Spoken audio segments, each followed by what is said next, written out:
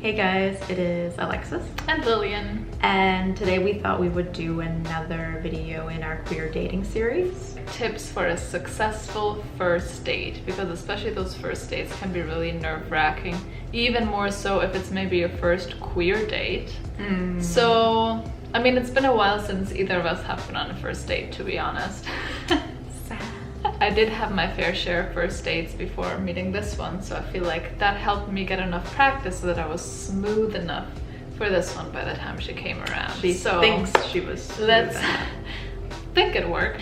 But yeah, let's just share some insights that we have, along with, of course, some more embarrassing first date stories. Before we get into it, this video is sponsored by Audible. Audible is the leader in spoken word entertainment and audiobooks. We recently listened to the audiobook called I'm Thinking of Ending Things. It's kind of like a psychological thriller, kind of, I don't know, keeps like you on mind twist. A mind twist, yeah. That's a good one to check out. We also just discovered their LGBT section, and now I'm really excited about it because there's so many titles in there that I've been wanting to check out, or that I didn't even know about that I want to check out. For example, Love Lives Here, which is a story about a woman whose son comes out as trans, and then a few years later her partner also comes out as trans, and it's like how the family goes through all of that transition. That sounds really interesting. So the way it works with Audible is you sign up for a monthly membership, and then every month you get one free audiobook and a selection of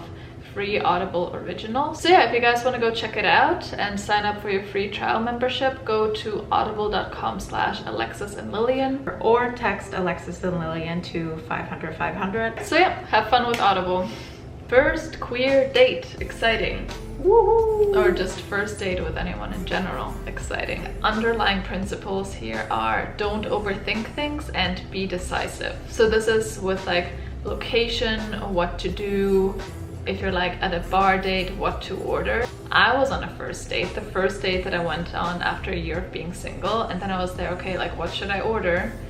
And it was some like pub style bar, and then I was like, okay, maybe some fries, but my date was getting fries. She was getting sweet potato fries. Okay. And then I was like, and then she was like, oh, you can just have some of mine. But then I was like, what's dating etiquette? Is it like weird if we share fries? I told you I was awkward.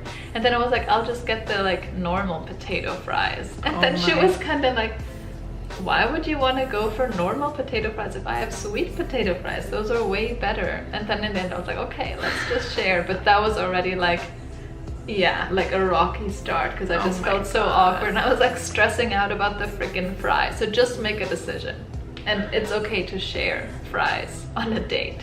Oh my god, that's like so confusing. I'd be like, okay, if you want the normal fries, go for it. We got a lot of fries here. Table number 6, they like their fries. Some date ideas for you that we thought of would be, okay, yes, a bar is always nice, like, sure, I don't know. It's always like the classic thing to do. I don't know about the pub thing. I would be kind of like, it wasn't a pub. I said it had pub style food. Ah, okay. And I didn't pick it because I was indecisive. But yeah, maybe going for like a picnic, going for a walk somewhere. The summer picnics are cute. Especially now because, yeah, you can't really like be inside, so. We met at a party, which I first thought wouldn't be a great idea, but it is a great idea. So I really encourage people to pick some sort of event to go to. It takes the pressure off if you're not into each other, you know, then you can just like leave, friend zone it, leave, yeah, whatever. But if you are into each other, then you can, you know, get closer and speed things up a little. So before the date, make sure that, you know, if your goal is to, or if you're open to potentially bringing your date back home after, just get the area ready, like clean up your room, maybe have like some selection, like drinks, something that you can offer, you know, just make it nice. Because I remember when I had my my only queer friend Jimmy over before I went on my new dating spree, and they kind of looked around my room and it was like super messy, and they're like, Lilian, how are you gonna get a girl home and bring her back to this mess? Like, you gotta clean up. And I was like, okay. True. And then, true story, before the date with you, I was like, my room was a mess. I didn't have much time back in my student days. So I was like, okay, let's clean this up in the event that I'm gonna take her home, which like usually never happened. And I also restocked my fridge with drinks. And guess what? I did bring her home and my room was clean. I was like, oh. From my standards. And I even offered her drinks and her friend, but they declined. Oh yeah. And of course, get a good playlist ready. You don't want to be going shuffling through songs. It just gets annoying. It just makes it seem like the person is just not into you. Yeah, and So, it's yeah. like you don't want a song coming on that's just gonna ruin the mood. If you heard our stories before, Alexis actually had a Get Closer playlist that she would have for her dates, and I was like, damn, this girl's a professional. I really wasn't though. A big part of a date is what are you gonna talk about and how do you talk about things? And I do feel like there are certain rules there. One of the sort of rules that you always see is like to not overshare too much and to not bring up excess. Where I'm always like, I don't think there should be necessarily strict rules because it's just like go with the flow.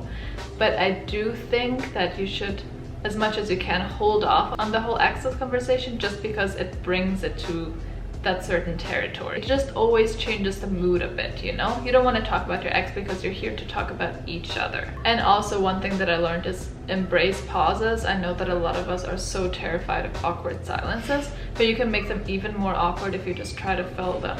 Like I was on a date with this guy and somehow like I don't know, it wasn't going that well, didn't have much else to talk about. So I brought up sports because there was a sports game, and then I was like, yeah, I don't really like sports, and he's like, yeah, I don't care about it either. But then there was like a silence, and then I kept going back to sports, like, yeah, basketball is fun to watch and bow, and he's like, we don't need to talk about sports if neither of us are into it. And I was like, but I don't know what else to talk about. Oh, that's so funny. I don't like sports. I don't like sports either. Basketball, let's go into that topic. And I should have just been like, Lilian, chill, you know, take a breath, take a sip of your drink. Maybe he can bring up the next topic. Because yeah, I feel like I just made it more awkward. Aw, that's okay. I think a really good and important point is to just be authentic. Just be yourself.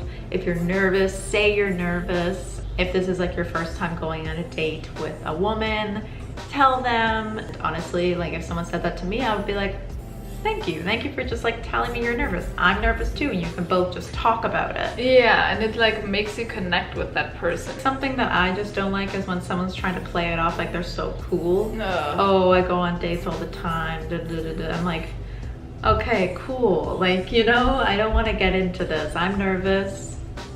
You're Most not? people are Okay. nervous Yeah, on like- first date. Like it just is that way. Yeah. Oh yeah, and also don't like pretend to be this other kind of person. Be like, oh yeah, I'm also really into like sports or something when you're not. Because like sooner or later it's gonna be uncovered. Or like, oh yeah, I do Pilates all the time. I work out all the time. Like, no, just keep it real. You know, you're interesting the way that you are. And you don't want someone to be like into someone that you're actually not. Yeah, exactly. In terms of conversation, also, you know, ask her things about herself. You're there to get to know each other. Try to avoid making it too much like an interview. I get to have that tendency sometimes because I'm like, okay, I like when they talk and when I don't have to talk. So I'm like, next question, next question. I'm like, it's like a job interview. Position, girlfriend. But like, I hate when I'm on a date and like they don't ask me anything about myself, and I'm like, are you even like into me? Yeah. Like sometimes it's because they're so busy like trying to impress you, or because they're nervous, but I'm like, you don't know anything about me. Yeah, it's like I could be a serial killer. Like, you think I'm Canadian? Let this first date be, like Lilian said, a time where you get to know each other, figure out your likes and your dislikes, you know, are we compatible? So yeah, don't go off of like some kind of list that you have. I want to be in a relationship. I want to be with someone who is like this. Do you have this kind of job? I went on a date once where, yeah, it was like super casual, very chill. We like went and got ice cream. And then I think it was like an hour into the date, she was like, so by the way, I'm just looking for marriage. So I'm like, This is beyond you hauling. yeah, I'm like, holy smokes, let's just take it one step at a time here, lady. But yeah, so that kind of scared me off in a way, even though like I'm a huge marriage person, but I was like, huh? Whoa, like. Yeah, and it's like, I get it because some people are like, you know, I don't want to waste time. I want to make sure that the other person is also like has the same goals, or like that we're on the same page. But again, like not on the first date necessarily. But then you said that she like found someone. Oh yeah, like a month later, she was like married to someone. I was like, She was married to someone a month later? engaged. What? Yeah, I know. I was like, I guess the other person was like, I'm looking for the same thing. Next date. City Hall. Get engaged. So when it comes to paying the bill, I think we've talked about this before, but you know, leave all those preconception out of the window. Even if it's a queer date, like don't assume if someone's the more butch or masculine person that they're gonna pay, or it's their role to ask you out, make the first move. It's nice to just offer to pay. Wait till they go to the washroom. Yeah, that's always a nice move, you know, someone's going to the washroom and then it's like, okay, I'll get it in the meantime, and then they come back and it's like, I got it. It's like, damn, and then you can be like, next time, you know? That's what I did. I think a lot of people kind of go by, if you asked for the date, you should pay for it. Especially if you pick the place. You don't need to necessarily kiss or take her home on the first date. I've talked to some friends and they're kind of like, okay, like I thought the date went well, but he or she didn't kiss me at the end. And I'm like, so? For me, a lot of times it doesn't really feel natural to kiss on the first date. Because I like having like, I don't know, tension built up in the first date. We're just getting to know each other. I think it's weird to just like go in there and kiss. But then if you're like, I like this person, and you see them again the next time, it's like, oh, hi, nice to see you again. And then like you can go for that. But I've never really had it on the first date, except for you, of course. Actually, that was mine too. What? Okay, no, it's not true. Shut up. I've kissed people like the first time that I see them, but not on a date. But just like, anyway, we don't need to get into that.